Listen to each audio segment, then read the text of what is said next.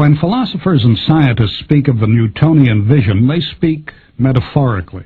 They refer to a world that's conceived through abstract principles in the mind's eye.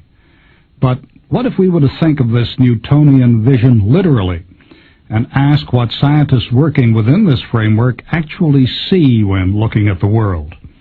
The answer must be that the Newtonian framework simply does not allow us to see the world as it presents itself to us.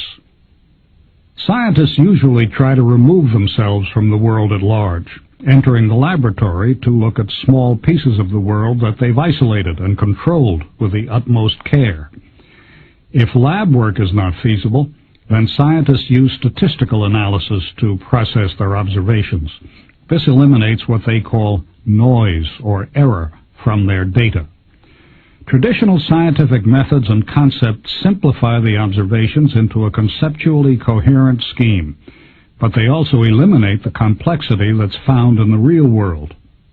What the scientists have usually seen, judging by the mathematical descriptions and diagrams they've published, is a world composed essentially of simple geometric forms, such as triangles, circles, and cones. They also see parabolas, hyperbolas, and straight lines. These are the shapes included in the system of the ancient Greek geometer Euclid. Descartes used these forms in developing his Cartesian geometry of fixed three-dimensional space. Newton used Cartesian geometry in his great discoveries. Indeed, as the mathematician Benoit Mandelbrot points out, Galileo proclaimed that the great book of nature is written in mathematical language, adding that its characters are triangles, circles, and other geometric figures, without which one wanders in vain through a dark labyrinth. Within the scientific community, this way of seeing has become second nature. But before the scientific culture became Newtonian, scientists described what they saw without using the language of Euclidean forms. Among these earlier scientists was the Prussian naturalist Alexander von Humboldt. His long career spanned essentially the first half of the 19th century, and he's generally considered to be the founder of the fields of biogeography and ecology. Humboldt's work was somewhat Newtonian in spirit because he too searched for clear patterns and relationships. In this respect, Humboldt's writings seem very much those of a modern scientist. But he was not willing to dismiss the world's rich appearance, which others believed was not worthy of scientific notice. So we find that Humboldt was concerned with the appearance, or what he called the physiognomy, of places. For as in some individual organic beings we recognize a definite physiognomy, so also there is a certain natural physiognomy peculiar to every region of the earth.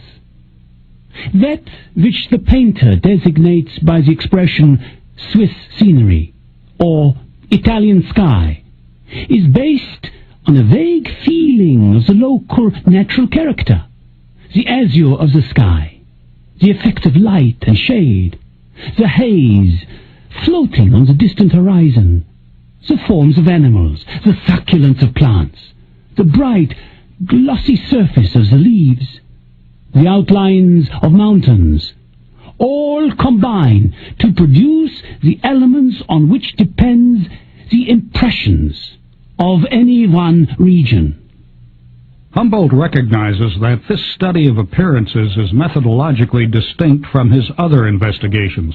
It must deal with the forms that give rise to our visual impressions. In determining those forms, on whose individual beauty, distribution, and grouping the physiognomy of a country's vegetation depends, we must be guided solely by those elements of magnitude and mass from which the total impression of a district receives its character of individuality. Humboldt imagined hiring artists as technical assistants in what he hoped would be a sort of science of natural aesthetics, a science of the world's visual appearance.